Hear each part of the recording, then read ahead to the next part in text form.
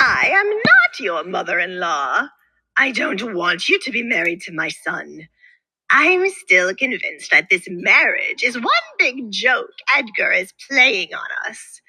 If so, haha, end it now. Priscilla shifted her focus to Edgar. Son. Mother. Father. Edmund inserted himself. Go on, he urged Alessandra to add to it, but she shook her head. Our marriage is real. Stop fighting against me, Alessandra. You won't be able to free your hand so easily.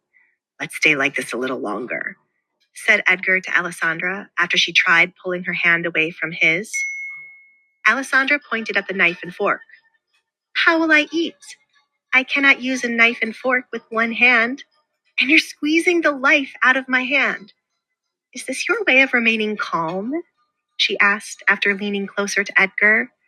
No, it's my way of making you uncomfortable, Edgar replied. This was his revenge on her for allowing his parents to stay for dinner. So, Alessandra, how has life as Duchess been for you? Is there anything you find to be good or a hassle? I remember hating having a title and having everyone expecting me to act a certain way, so when my old friend the king tried giving me more titles, I denied them. That's why I just go by Edmund Collins now. Edmund started up a conversation with her. There hasn't been a hassle so far. I've been home most of the time, so I'm not expected to be a certain way here. There are no guests aside from my dressmaker. Priscilla interrupted Alessandra before she could finish. You're meant to be socializing and building bonds with other young ladies, and you have not visited prominent women who deserve respect. What do you know about being a duchess, I wonder? It should be understood that I do not wish to be doing much socializing right now when I am a newlywed. There's also the fact that I am observing everyone around me. I have no need to kiss anyone's ass to be invited into a circle. And seeing that I have not received any invitation to visit anyone, I take it they do not wish to entertain the idea of being my friend. Perhaps outside of those ridiculous rumors, someone has told other ladies not to befriend me. Alessandra knew Priscilla was sure to have her friends and their daughters stay far away from her. Alessandra was fine with that, as she had no plans to be around others like Priscilla or anyone desperate to make Priscilla like them. Like Aaron, Alessandra knew anyone she tried to befriend would be made an outcast. There was also the fact that Alessandra knew no one and how they felt about her, so she was not going to pay anyone a visit only to be turned away. She was pretty fine with Sally and Aaron so far. Are you insinuating that I did it? Priscilla asked. I did not name any names, but if there is something you feel guilty about, please share it. It'll paint such a nasty picture if my mother-in-law is going around telling others to avoid me, Alessandra replied.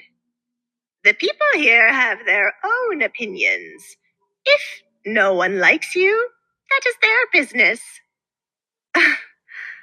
Own opinions? Alessandra accidentally snorted, as it was the most ridiculous thing she'd ever heard. That is far from the truth. Is this the same town that heard I curse people and ran with it for many years? Honestly, you don't like me because of those rumors. If you were a decent human being, you would be more concerned about the fact I was severely hurt in my father's home when I was a child. I find that you don't have your own opinion. I certainly do. I hate more than just your face and whatever others say. Your background does not match Edgar's. Only you benefit from this marriage. There are other young women suited for my son, but he won't be happy. You've introduced him to several women. You even have the audacity to bring one here with you the first time you visit. None of them he had chosen to be with. I question whether your ultimate goal was to make sure Edgar has a family and doesn't remain alone, or if you just want his wife to be someone you can control. so that you can then meddle in his life more, Alessandra argued. Priscilla took great offense to Alessandra commenting on the things she did as a mother. Alessandra had not been around long enough to have such an opinion. I do not expect someone who did not have a mother around, was not liked by her stepmother, or might not become a mother, to understand the things I do for my son. Alessandra squeezed Edgar's hand when she saw him about to reply to his mother.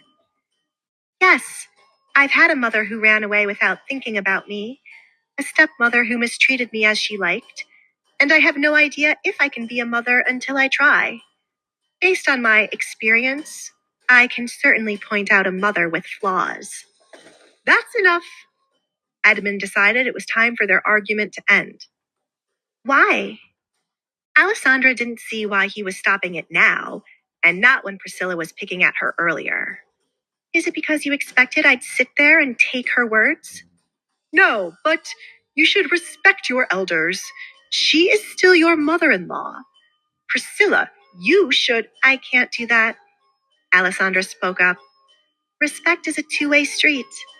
I've been respectful since I first met the two of you, but I ended up with marks on my shoulder. I've been disrespected for a long time, and I don't plan to sit quietly anymore. Not even with my mother-in-law. I don't plan to pick fights with you out of the blue. That's not my personality, but I will defend myself. How can I be respectful to someone I don't want here? Edgar, it's upsetting that you are sitting here and allowing her to talk to me as she pleases in your home. I was not that bad of a parent for you to let someone disrespect me, Priscilla stated, looking for Edgar to aid her for once. I did not see her disrespect you. You have been taking jabs at her. Keep in mind, the only reason you are in this house is that she invited you inside. You were meant to be civil, but you can't do that if your life depended on it. Here. Edgar released Alessandra's hand and started to cut her meat to make up for prolonging her eating. If anything, I am the one who is disrespectful to you. I am glad you have noticed. I have only wanted the best for you. I take my precious time to go through a list of young women and pick out the ones that would be suited for you. I look at their families and how they would benefit you, but you have never been thankful. Then you run off and marry her behind our backs. Do you have any idea how this makes me look to your father's side of the family? Priscilla had already begun to receive letters concerning Edgar's marriage. Other Collins found it unbelievable that Edgar had settled down. Some thought he was mad to settle for a baron's daughter. I plan to pay grandmother a visit soon to introduce her to Alessandra. Once they have been introduced and grandmother likes her, all the others will shut up, said Edgar. What makes you so confident that my mother will like your wife? I mean no offense with this, Edmund explained to Alessandra, so she wouldn't think he was talking negatively of her. My mother is hard to please. She could never hate the wife of her favorite grandchild, Edgar replied. You are her only grandchild.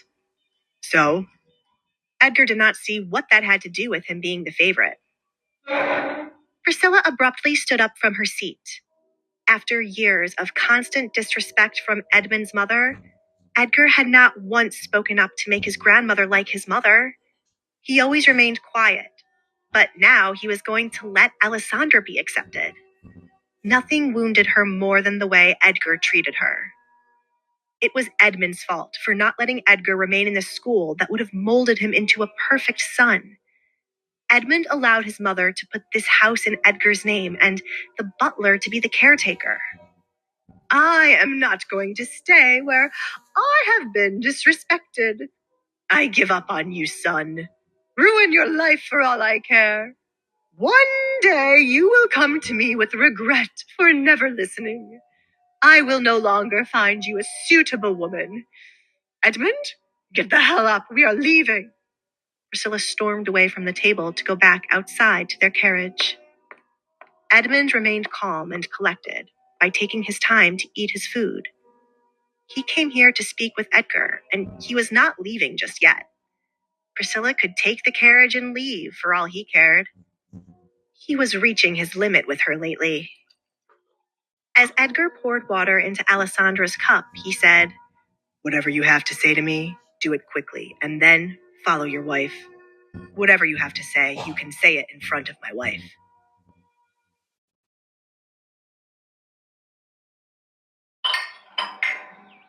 Introducing the 2024 Chevrolet Equinox LT, a certified pre-owned SUV that combines style and performance for just $25,435. With only 12,073 miles on the clock, this mosaic black metallic beauty is ready to take you on new adventures. Under the hood, you'll find a 1.5-liter turbo 4-cylinder engine paired with an automatic transmission, delivering a smooth and powerful ride with 175 horsepower. Edgar, men like you and I are used to these types of conversations. We should not let the Duchess hear what we are about to discuss. We should move to a private room, said Edmund. I do not mind, Alessandra said, to Edmund's surprise. If she asked about it later, Edgar would tell her what was discussed. Why wait when she could hear it now? I am curious to know what happened to Jennifer, and why you have come to Edgar instead of reporting it to the town guards. It was my understanding that you did not like the maid. Didn't she harm you? Edgar did not see why she would want to know about someone who hurt her.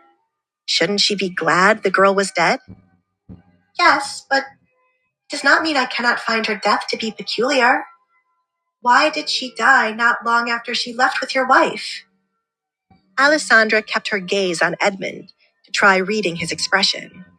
It was hard when he always seemed to look amused. She would succeed eventually. She dealt with trying to understand Edgar daily, and he was more difficult than Edmund. She's different than I thought, Edmund came to a conclusion. From their first meeting, he thought of Alessandra as being someone who wouldn't last. But from the way she spoke to Priscilla and her gaze right now, he had certainly misread her. He was starting to understand why his son married her. It is an odd story, and it places us in a bad position where we look suspicious. However, we had nothing to do with her death.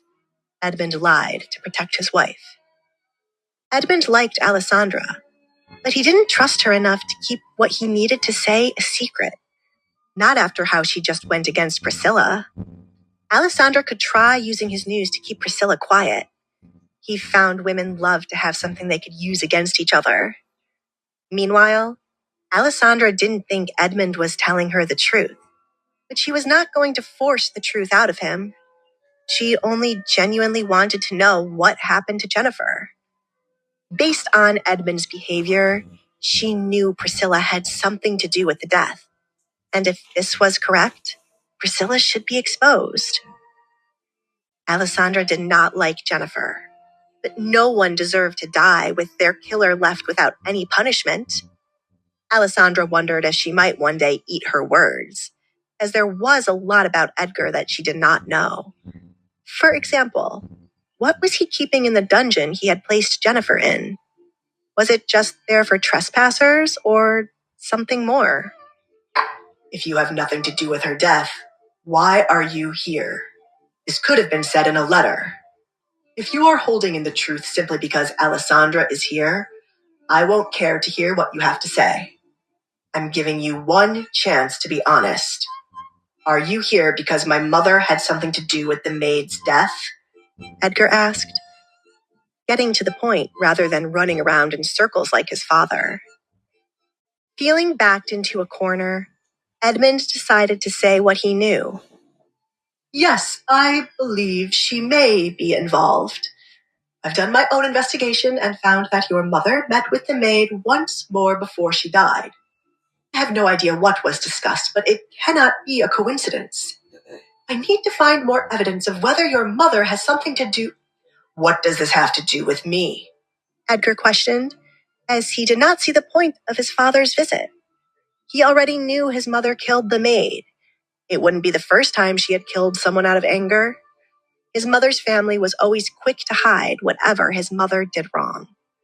I'm not going to help you hide what she did.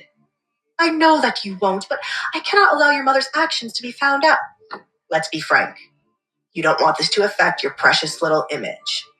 I do not have time to waste saving you from being questioned about the type of woman you have married. Handle this on your own and do not come to me. I've talked about that maid more than I'd like. When you have finished your plate, please leave, father. Edgar bluntly spoke. Edmund found Edgar to be a little bit harsh, but he could not blame Edgar for not wanting to help them. They were terrible parents, and Edgar had long grown tired of them. I see. Do not speak a word of this to anyone. He looked at Alessandra. Do not try blackmailing my wife with what you've heard just now. There are many things about you I can find out and use against you if you do. Edgar's faint laughter shifted the attention back to him. To sit here and threaten my wife while I am present? You truly are bold, but I suggest you shut your mouth before I truly become angry. It appears my patience with having you in my home has run out. Do not pay a visit ever again, unless I have called for you. My biggest regret was not being more present in your life, son. I wanted to change the world and make it safer for others, but in doing that, I wasn't around for you. I'm sorry. Edmund genuinely apologized. It is not too late for us to try having a better relationship. Alessandra looked at Edgar and found him to be casually eating his food, not affected by his father's apology. She could see now that Edgar grew up with everything he wanted except his parents' attention. As a child, he must have stopped caring about them. Now, as an adult, they were forcing their way into his peaceful life. She wondered what else made Edgar treat his parents this way, outside of them not being present in his youth. It isn't, but at the moment, I wish for you to leave. Very well. Edmund pushed his chair back and stood up. There was nothing more he could do if Edgar did not want to listen to him and his plans to bury what Priscilla did. Good night. He bid goodbye before walking away. Goodbye. Are you all right, Edgar? Alessandra asked. Something did not feel right. Does it look like there's something wrong with me? What is it? Edgar asked. I do not know. You just seemed different while you spoke with your father. Once again, I am sorry for not siding with you.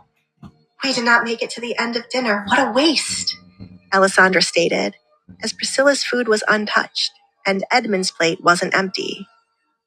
Why would your mother kill Jennifer? Edgar poured himself some wine to get rid of the irritating feeling he had. I would have to get inside her head to know. I'm surprised my father is helping cover it up. He has exposed many of our family members and their crimes in the past. This time it concerns his wife. Even though they argue a bit, you can tell he cares for her. What if I were to kill someone? Would you get rid of the evidence or take me to the town guards? If you would hide the truth, how would that make you any different from your father? You once said to keep my hands clean, you'll kill anyone for me. Alessandra recalled his words from a conversation they had. Simple. The public figure he has built up is a man of justice. He claims to expose crimes no matter who the culprit was. It is different for me. The town views me as a monster, and I have no issue killing anyone. I would kill anyone for you and let the town know of what I've done. I don't pretend to be anything other than what I am, Edgar replied.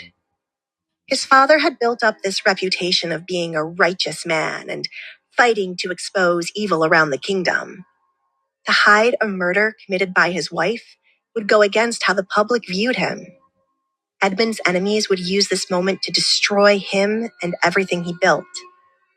Edgar, on the other hand, was authentically himself no matter who stood before him. No one could ever find him acting differently.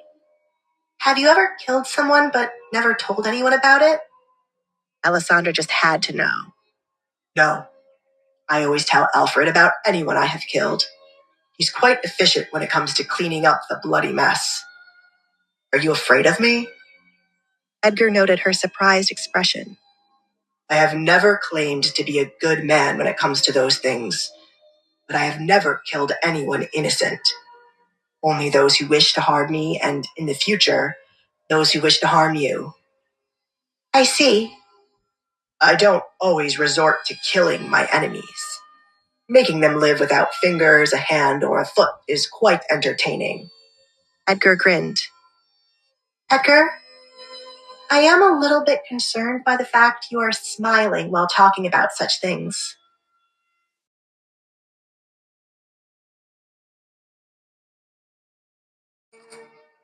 Do not push your vegetables to the side, Alessandra. Stop watching me eat. Alessandra palmed his head with her free hand and pushed it to face his own plate. It was uncomfortable to have someone watching you while you ate. How much longer do you plan to torture me for letting your parents come inside? Till we fall asleep. I told the two of you that inviting them in would be a bad idea, but you and Alfred are so stubborn. Now you must deal with the consequences. Edgar looked at Alfred as he said this. He was messing with Alessandra now, but Alfred would soon have his turn. There is someone at the door. I will go check. Alfred excused himself. You cannot abandon me now, Alfred. The two of us must stay together, Alessandra stated as Alfred continued to leave her. He abandoned me. Were you supposed to be having guests over, or do you think it's your parents? Edgar pushed the vegetables Alessandra had placed to the side of her plate back in the center. I'd rather it be no one. I'm not in the mood to deal with anyone else. When are you ever in the mood to deal with anyone? You are far more antisocial than I was expecting. Alessandra chuckled. It was odd how she wanted to mingle and make friends with others in the future, but Edgar would want everyone in town to disappear. I have a feeling you once had the dream of living somewhere deserted where no one could easily access you. Somewhere far out in the ocean. I plan to make my gates higher and buy off the land where roads lead to my home. It would be so much more simple if people would just stop visiting me. Would you like to take a trip out of Lockwood? You can cross off many things from your list if you do. I would love to go somewhere warmer now that Lockwood is starting to get cold. I hope it is not a bad thing to say, but I wish to leave when it is time for my father's funeral. I don't want to meet with any more relatives, Alessandra said, as it was obvious they would seek her out as Clark did. It's not wrong. I will have Alfred make preparations for you, only if you eat the carrots and celery you pushed to the side, Edgar commented after looking down at her plate where the vegetables remained. You normally eat everything. Why aren't you eating your vegetables tonight? Message from the palace. Alfred interrupted their moment. Do not look so upset, Edgar. It is not addressed to you. It's to the Duchess from the Queen. Go on and open it. Alfred handed the envelope with the seal of the royal family to Alessandra.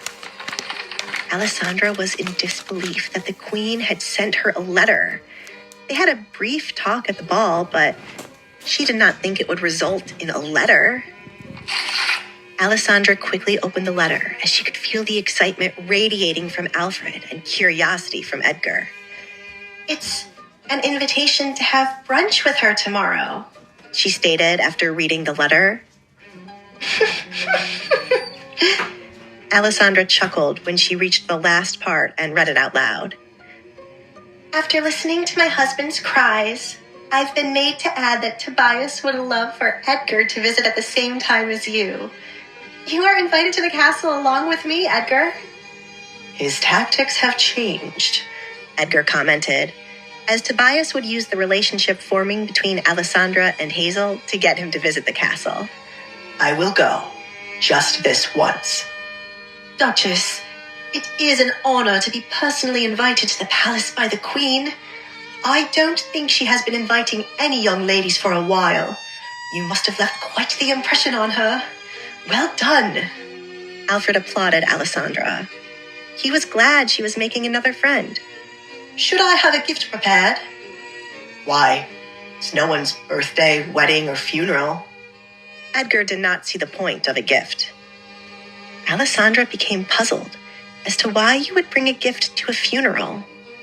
Who would you give it to? Edgar, please tell me you have not prepared a gift for a funeral. If you did, who was it for? The person that died, of course. Edgar stated the obvious. After years of being a pain in my ass, he finally died. It was only right that I brought a gift to celebrate him being gone forever. Alessandra opened her mouth, but then quickly closed it. Something warned her that she should not ask what Edgar gifted a dead man. Instead, she got up from her seat and left the table. I'm afraid one of these days you are going to break the Duchess. Be mindful of the things that come out of your mouth, said Alfred. Would you rather me be a boring husband instead of telling her good stories? She did not eat all of her vegetables. Add some to the menu for breakfast tomorrow. Edgar stood up from his seat to follow Alessandra. You seem to be in a good mood now, but that'll change when it's your turn to deal with the consequences of wanting my parents to come inside. Good night, Alfred. Good night, young master.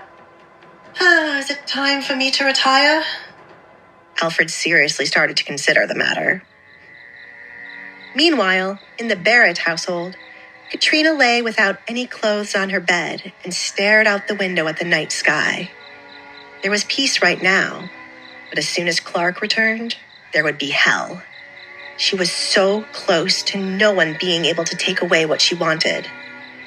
I should just kill all of his family, Katrina said out of the blue. What do you think, James? Why are you in a rush to put back on your clothes? She turned on her side to look at him. I've always had a good eye when it comes to men. You were much better than my late husband, just as I thought. James paused in the middle of buttoning up his shirt before continuing. Katrina had thoroughly used him until she was satisfied. What if you have a child? I finished inside of you many times. That should not have happened. This entire situation should not have happened. It's not fun when you don't feel the finish. A while ago, you didn't look this upset when your hands were gripping my thighs and forcing me to take more of you. Katrina chuckled and moved to lay flat on her back to look at the ceiling. Relax. I have gotten rid of many unwanted children before. What? James stared at her with confusion written all over his face. The ones before the Baron and with him. One child for Desmond was more than enough, and I never wanted a son so that his future wife would live in this house. It is mine. Do not worry about me becoming pregnant. I would never bear a child for a butler. She smiled. But you'll fuck one, James spat. As much as I like. You can sleep with someone and not ever want a child from them. Do not irritate me now. I finally relaxed after dealing with Clark. Katrina sighed. Get dressed and leave quickly before Kate comes to visit me or another servant sees you. Come back tomorrow, but much later in the night when the house will be dead. Tomorrow? Baroness, I am not... James! How many times must I go through this with you? Katrina's carefree attitude shifted into a more serious one in a matter of seconds. You will do as I say. I have made up my mind to use you as I see fit, whether it be to poison someone or to sleep with me. A smart person in your position would try to gain something out of this. I'll be nice, so tell me what it is you want. There's nothing that I need from you. James completed the last of his buttons so that he could hurry up and leave. Everyone in this world wants something they cannot have. Some are open about it, like Clark, while others act innocent, like you. I'll give you some time to think about it, until tomorrow night when you visit me. Clark will look to bring you onto his side at some point. Fill his head with hope. Now, get out. Katrina motioned with her hands for him to leave her bedroom. As of right now, James had nothing more he could say to Katrina when she spoke so confidently about him returning tomorrow. Their relationship before this was fine, and he was certain sleeping with her would drag him into a deep hole. Why couldn't she have listened to him not wanting to sleep with her? Good night, Baroness. He excused himself from her bedroom. After James exited the room and closed the door, he leaned up against the wall, thinking about the unfortunate events of tonight.